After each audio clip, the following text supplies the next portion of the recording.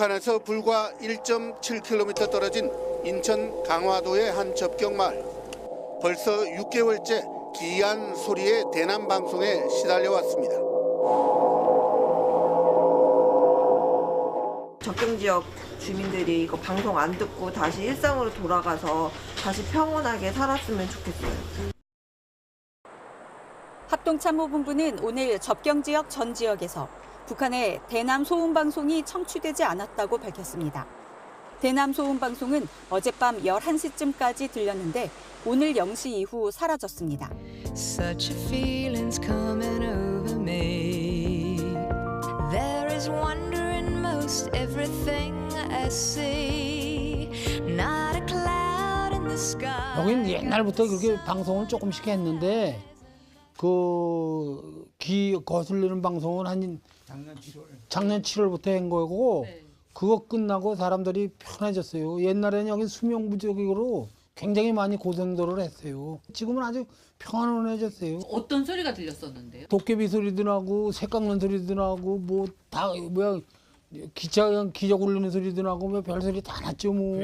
별 잡소리가 다 났어요. 이게 한 가지 소리만 계속 나는 게 아니라 소리를 바꾸고 섞어가면서 뭐 끽끽 무슨 뭐 또 뭐 어떤 그 표현할 수 없는 그런 그 아주 신경을 자극하는 그런 소리들. 예전에는 그럼 이것도 못 쳤겠네요? 게이트볼도?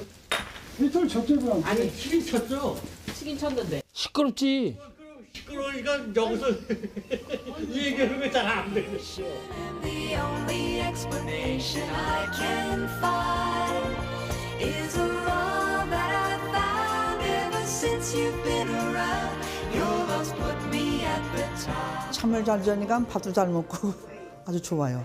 그 소리가 없어지니까 언제까지 그럴 건지는 모르지만 너무 조용하고 좋아서 완전 마당에 나와서 누구 만나서 얘기해도 잘 들리고 방에서 텔레비를 봐도 조용해서 좋고 그래요. 그때는 잠 하나도 못 잠거려. 잠을 어떻게 자요? 시끄러워가지고 애들도 왔다가 못 자고.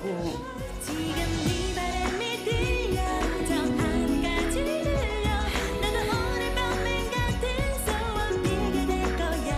많은 시간들이 흘러가도 우리들의 사랑 지금처럼 간직해주길. 땅값도 안 하고 땅을 사러 오질 않아요 절대. 지금도 많이 그래요. 옛날 같질 않아요. 그러니까 그런 것도 많이 바람이 불어야 되고 또 관광객들도 와서 뭐 이렇게 해야지. 여기 사람들 그냥 농사만 짓고 사는데 수입이 없으니까. 시청자 여러분 안녕하십니까. 인사이드 경인입니다.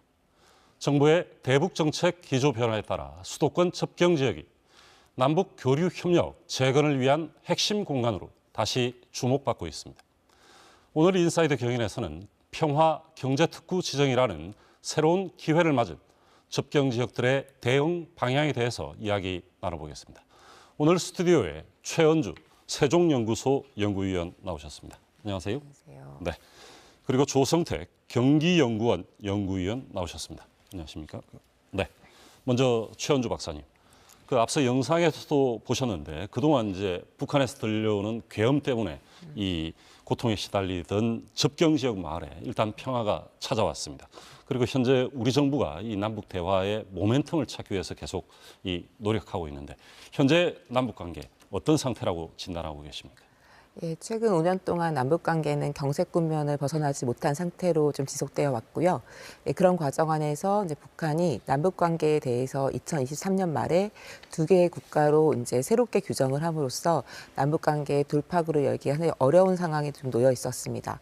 다만 이제 최근에는 이제 새 정부가 들어서면서 이제 새 정부의 평화공존 기조라고 하는 것을 전면에 내걸고 남북 관계의 개선을 위해서 작은 접촉부터 만들겠다라고 하는 정책 기조를 가지고 이제 접경 지역에서의 확성기 방송 중단과 같이 일단 당면한 문제들부터 좀 해결해 나가는 노력들을 하고 있고 북한이 거기에 대해서 공식적인 호응은 보이지 않지만 적어도 이제 상호 조치의 수준은 이루어지면서 조금씩은 좀 안정되고 있는 거 아닌가 생각하고 있습니다. 네, 조성택 연구위원님. 경기연구원에서 이 남북 경제 협력에 대해서 연구를 계속 해오셨는데 현재 남북 관계 어떤 상태라고 보고 계십니까? 현 상황만 보면 경색 국면이라고 할 수가 있습니다. 그러나 우리가 대화 재개 가능성에 대한 조건들이 무엇인지는 생각해 볼 수가 있습니다. 그래서 김정은이 9월 20일 연설에서도 말을 했지만 핵을 포기하지 않는다라고 하는 사실을 이제 재확인을 했고 또 미국과 대화할 수도 있다라고 하는 가능성을 내비쳤습니다. 그래서 이걸 해석을 하면 남한을 패싱하고 미국과 대화하겠다는 의지가 확고해 보입니다. 그런데 이 대화 재개에 대한 관심은 우리는 갖고 있고, 근데 그런 상황에서 대북 제재가 부분적으로 해제된다든지 또는 완화된다든지 또는 체제 안전 보장에 대한 어떤 신호가 명확하다든지 그리고 중러에 의존하던 상황에 어떤 제약이 있다든지 생긴다든지 이런 조건이라면 협상 테이블로 나올 가능성은 존재한다고 할 수 있습니다. 따라서 불확실하지만 우리는 대화 재개 가능성을 염두에 두고 우리 정부는 이제 일관성 있는 대북 정책과 그 내부의 어떤 정치적 합의에 집중을 해서 북한과 대화를 위한 어떤 기반 조성을 마련해야 된다라고 이제 보고 있습니다. 네, 최원주 의원님, 경색 국면. 그렇지만 대화의 가능성은 또 열려 있지 않겠습니까? 언제라도 이런 이 상황에서 이 남북 교류 협력의 중요성, 왜 이 협력이 준비돼야 되는지. 예. 일단은 이제 과거와 같은 역대 정부들의 모습들에서 보면은 이제 처음에 남북 관계 안에서 정치나 군사 안보 같이 좀 더 해결하기 어려운 과제들보다는 좀 더 이제 교류와 접촉을 통해서 상호의 이해를 높이고 이제 접촉의 필요성을 체감하게 하는 이제 교류협력 사업들의 중요성들을 얘기를 해왔었고 이런 부분 안에서 이제 관계의 모멘텀을 만들고 또 이 관계가 돈독해지는 선순환 과정에서 교류협력 사업을 굉장히 중요하게 여겨왔었습니다.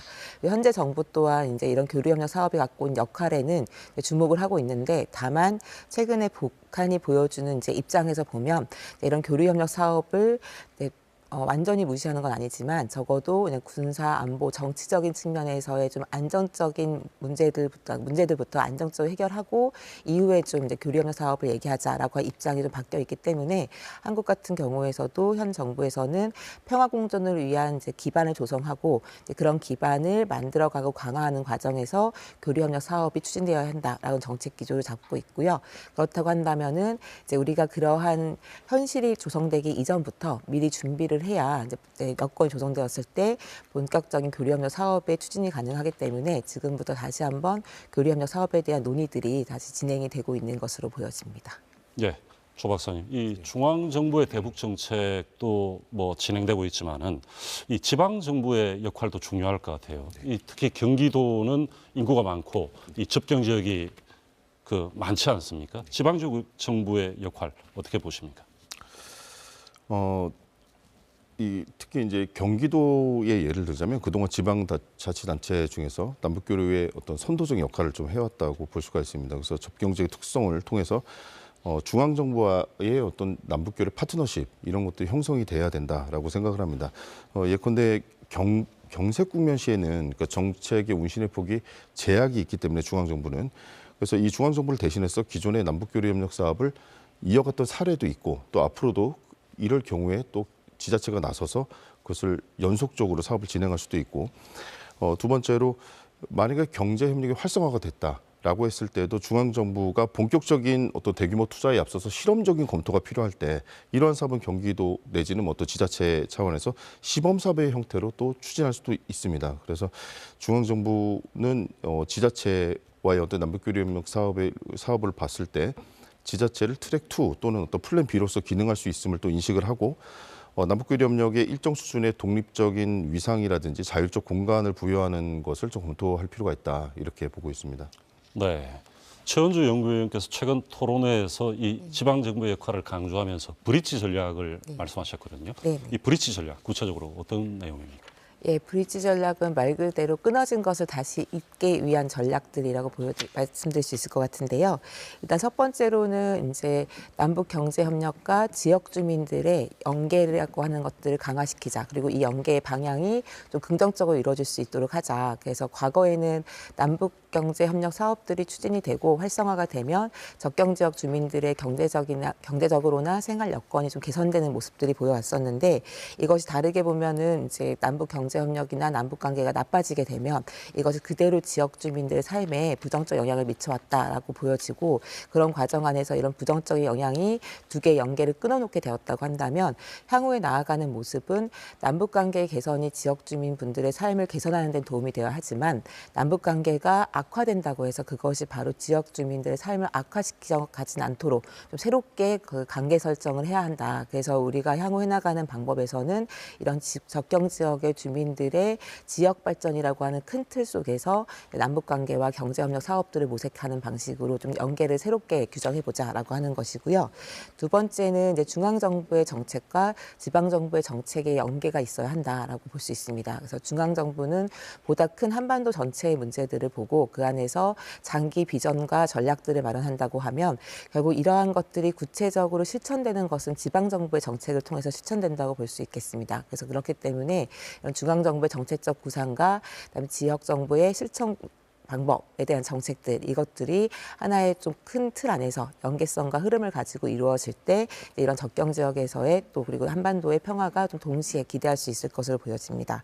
그리고 마지막으로는 실제로 이런 것을 진행하는 과정에서 이루어질 때 우리가 최대 난제라고 생각하는 게 바로 국제사회의 대북 제재 문제라고 할 수 있습니다. 그래서 바로 이런 국제사회의 대북 제재과 이것으로 인해 끊어진 남북 경협 사업들에 대한 중간고리를 만들어야 한다라고 볼 수 있겠는데요. 그래서 일단 저희도 잘 살펴보면 국제사회의 대북 제재가 상당히 엄격하고 꼼꼼하지만 그 안에서도 예외 조항을 활용하거나 아니면은 우리가 이제 인도적인 측면들을 강조함으로써 새롭게 좀 제재의 틀 안에서도 진행할 수 있는 사업들이 있고 이러한 사업들을 시범적으로 좀 진행을 해봄으로써 향후 경제협력이 이어질 때 이런 제재하에서도 우리가 경제협력을 할 수 있는 한의 모멘텀을 마련할 수 있다는 측면에서 제가 세 가지 측면에서 이런 브릿지 전략을 제안을 드렸었습니다. 네. 조 박사님, 지금 최 박사가 이제 브릿지 전략 말씀하셨는데 이 경기도와 같은 지자체, 중앙 정부와의 협력 관계 어떻게 가져가야 되는 겁니까? 아까도 말씀드렸지만 우리가 경색 분명과 또 대화 재개가 됐을 때를 우리가 나눠 보면은 어떤 시행착오를 줄일 수 있는 어떤 사업들에 있어서 지자체가 좀 나설 필요가 있다라는 생각을 합니다. 그리고 또 한 가지는 그 지역만의 지자체만의 어떤 특색 자원들을 토대로 뭔가 사업을 진행할 수도 있습니다. 그래서 과거 경기도의 사례를 들면 경제, 사회문화, 인도적 지원 등에 있어서 다양한 사업을 이제 수행한 경험이 있습니다.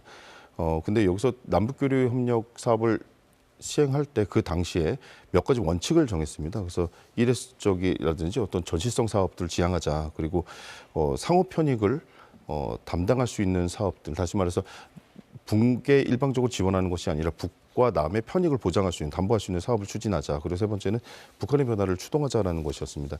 이 원칙하에서 이제 그 보통 많이 회자되는 그 당북리 농촌 현대 사업이라든지 개풍 양묘장 조성 사업 같은 성과를 이룰 수 있었고, 그리고 말라리아 공동방역 사업과 같은 접경 지역에도 편익이 발생하는 이런 사업들을 추진했는데, 이러한 여러 가지 사업들을 중앙 정부가 다 추진할 수 없기 때문에 이렇게 파트너십을 형성해서 이런 사업들이 이어나갈 수 있을 것이라고 이제 판단을 하고 있습니다. 그리고 또 경기도 같은 경우는 강점이 또 산업의 강점이 있기 때문에 산업 협력에 있어서도 지자체 차원에서 독립적인 어떤 여건이 보장이 된다고 한다면 경기도에 가진 경험이라든지 또 그런 자본을 통해서 산업 협력도 추진할 수 있을 것으로 이제 판단하고 있습니다.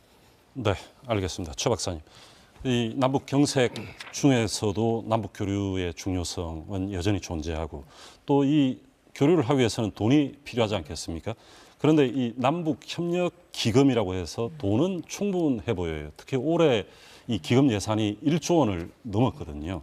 그런데 이제 최 박사님께서는 이 기금을 전략적 보존을 하고 또 운용 준비를 하자 이런 제안을 하셨는데 네. 어떻게 하자는 말씀입니까? 예, 그러니까 지금 일단 남북 관계가 경색되면서 이제 이런 과정 안에서 그동안 조성되었던 남북교류협력 기금 자체가 사용이 되지 못하고 있고, 그러다 보니까 이제 특히 재정적으로 좀 넉넉하지 못한 기초단체 같은 경우에는 이러한 이제 교류협력 기금을 일반 회계로 전환해서 오히려 좀 더 유용하게 쓰자고 하는 논의가 제기될 만큼 약간 소위 방치되어 있는 상태라고 하는 평가들이 많은데요. 이제 이 문제에 대해서 어떻게 접근할 것인가라고 하면은 좀 두 가지를 말씀을 드릴 수 있을 것 같습니다.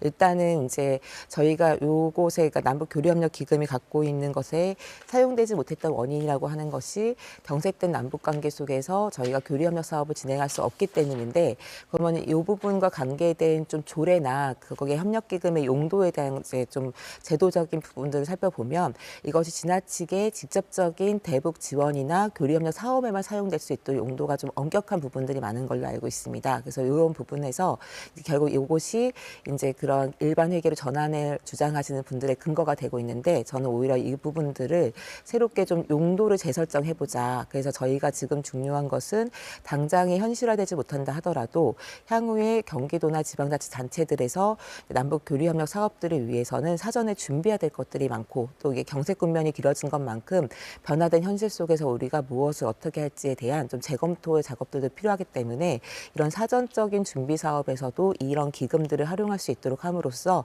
오히려 길게 봤을 땐 좀 더 이 자금들의 용도를 다양하게 만들고, 또 이것이 좀 더 좀 제때에 좀 필요한 부분에 활용될 수 있도록 하도록 하는다는 취지에서 어떤 좀 용도를 재설정했다라고 한 제안을 드렸었습니다. 네, 알겠습니다. 자, 이제 평화 경제특구 얘기도 해보겠습니다.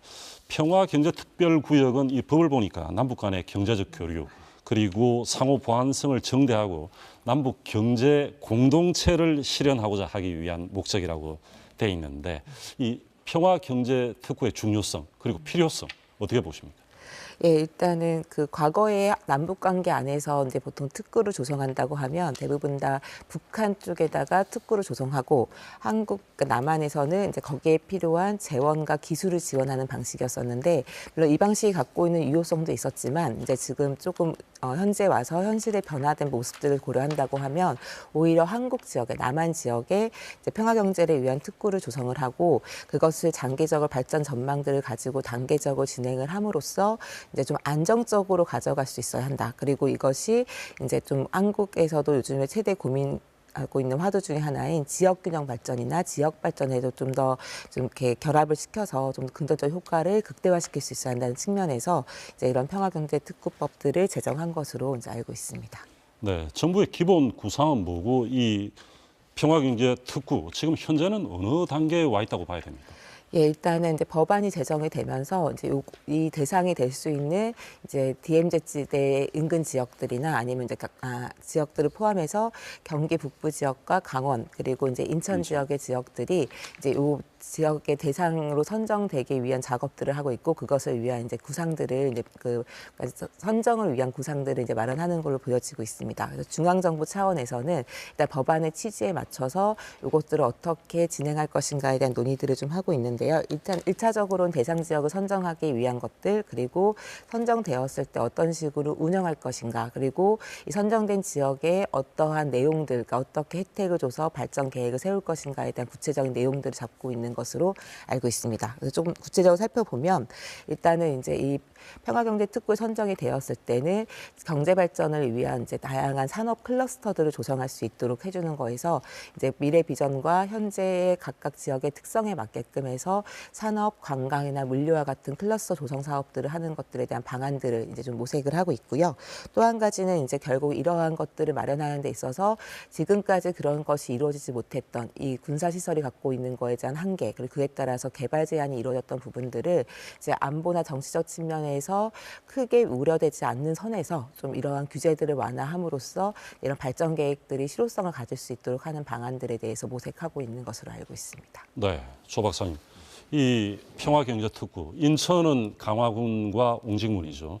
그리고 경기도의 경우에는 이 경기 북부 10개 시군 가운데 뭐 남양주, 구리, 의정부를 제외하고는 다 일단 이 평화경제특구 지정 대상입니다. 이 경기도에서 그리고 지금 각 시군별로 그 유치전도 이제 시작이 되고 있는데 경기도에서는 어떤 기본 구상 그리고 있습니까? 경기도는 크게 그 경의권역과 경원권역을 나눠서 이 두 축에 적합한 이제 개발 계획을 수립하고자 합니다. 그래서 내년도쯤에 개발 계획을 수립하고자 하고, 그 안에는 지역 단기적으로는 지역 성장에서 출발을 해서 중장기적으로는 남북 경제 협력이 활성화될 때에 그 산업 협력이 어떻게 진행되고 또 어떻게 친산업이 유치가 돼서 또 북한과 연계를 할 것인지 그것과 관련된 여러 가지 밸류체인 측면에서 또 연구를 진행하고 있는 상황입니다.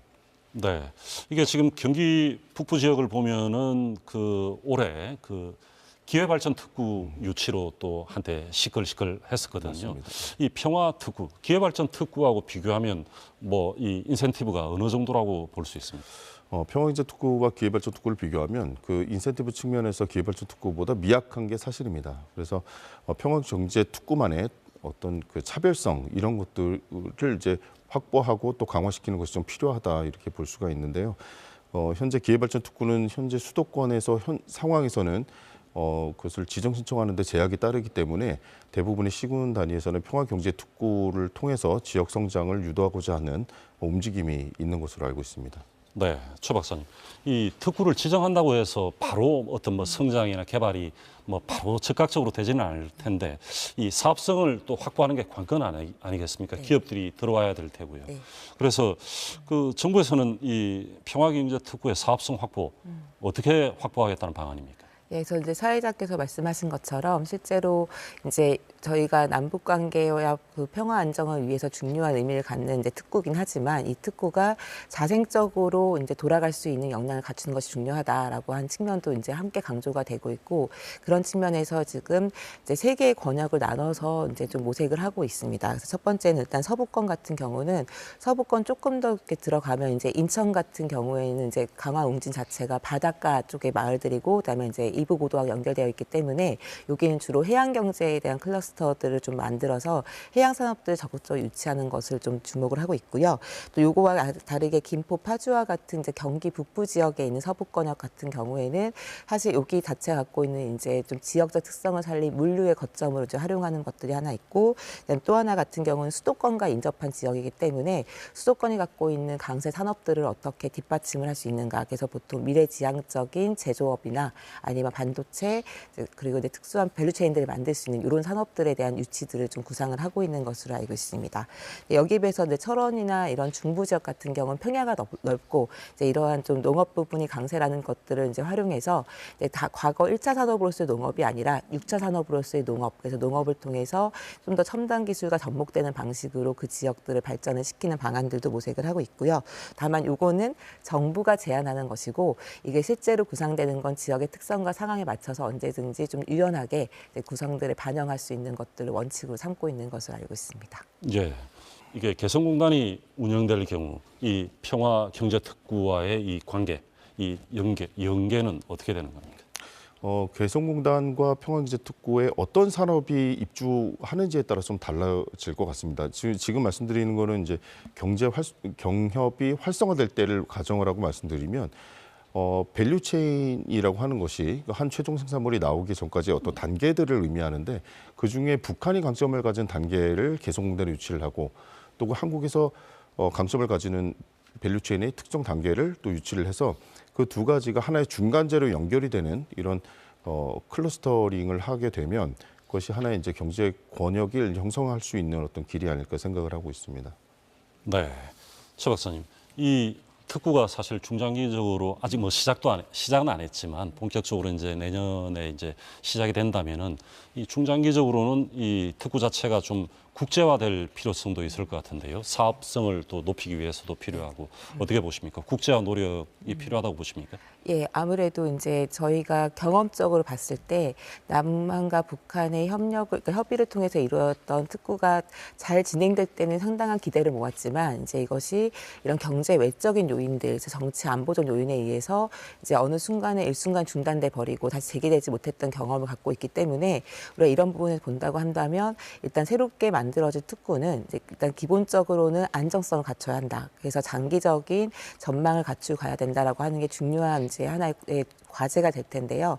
이런 측면에서 본다고 하면은 이제 남북뿐만 아니라 이제 국제기구나 해외 기업들 그리고 다른 제3국가의 참여가 사실상 굉장히 중요한 문제라고 볼 수 있습니다. 그래서 아무래도 어떠한 것들이 새롭게 만들어져서 이것이 안정적으로 가려고 한다면 이 특구가 안정적으로 유지돼야지만이 자신들에게도 그것이 이해에 부합한다라고 하는 소위 말하는 이해 당사자가 많아질수록 이제 이런 부분이 갈등에 의해서 쉽게 중단되기보다는 상호 발전적인 이해를 통해서 유지될 수 있기 때문에 저희는 좀 경제적인 측면뿐만 아니라 이것의 지속 가능성과 안정성을 위해서도 좀 이제 국제화시키는 것들이 상당히 중요한 문제라고 보고 있습니다. 네. 이 평화경제특구가 이제 성공적으로 이제 시작되고 정착이 되면은 상당한 남북 교류에 도움이 될 것 같은데 무엇보다 중요한 것은 북한의 반응인데 이 특구, 이 평화경제특구 이런 데 대한 북한의 반응 어떻게 예측하십니까?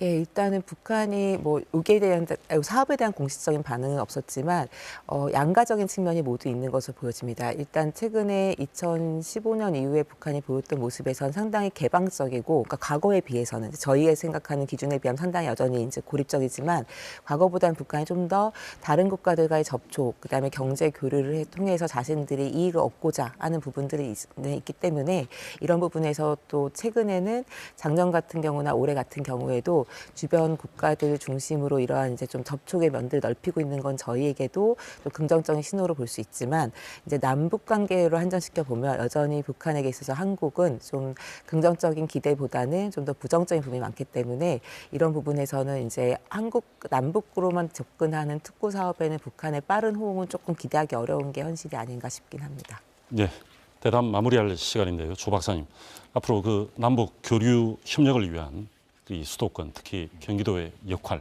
어떤 노력이 필요하다고 보시는지 정리 말씀 부탁드립니다. 경기도와 강원도 또 인천에 적합한 그 강점에 적합한 장기 비전을 수립할 필요가 있다고 봅니다. 그러니까 평화경제특구가 다른 어떤 계획지보다 지금 차별성이 떨어지는 건 사실이고 그 차별성이라고 하는 것을 강화시키기 위해서는 사실 장기 비전을 수립해서 방향성 자체를 우리 한반도 경제권 형성의 어떤 중심축이 돼야 된다라고 하는 것이 있어야 된다 생각을 합니다. 그래서 각 지역이 수립한 비전들을 공유하고 또 접경지역 전체가 산업 측면에서 유기적으로 연계될 수 있는 아이디어 내지는 어떤 공동사무를 발굴을 하는 것이 좀 필요하다고 생각을 합니다. 그래서 이것이 이제 평화경제특구 조성의 방향성이 될 것이고 또 이렇게 될 때 혹시 있을지 모르는 급변사태 내지는 북한의 내부 변화에 따라서 또 신속하게 또 경제협력 사업을 수행할 수 있는 그런 플랫폼으로 기능할 수 있지 않을까 생각을 하고 있습니다. 조 박사님, 평화경제특구 성공의 조건 마무리 발언 부탁드립니다.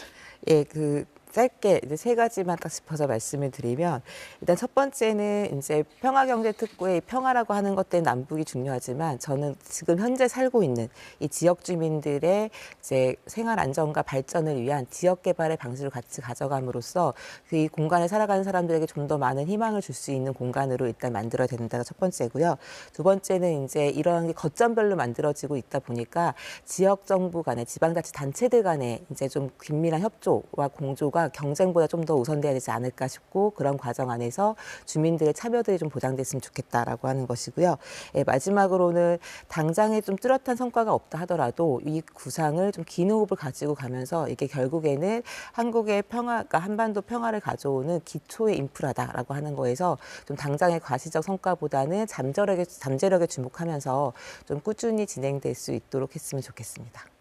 네, 두 분 오늘 말씀 감사합니다. 네, 감사합니다. 수도권에 있지만 개발과 성장이 더딘 곳이 수도권 접경 지역입니다. 정부가 남북 대화 의지를 강조하고 있는데요. 평화경제특구가 접경 지역의 새로운 성장 동력으로서 남북 대화에 물꼬를 트고 교류 협력의 마중물 역할을 성공적으로 수행하기를 기대해 보겠습니다. 오늘의 인사이드 경위는 여기서 마무리하겠습니다. 시청해 주신 여러분 감사합니다.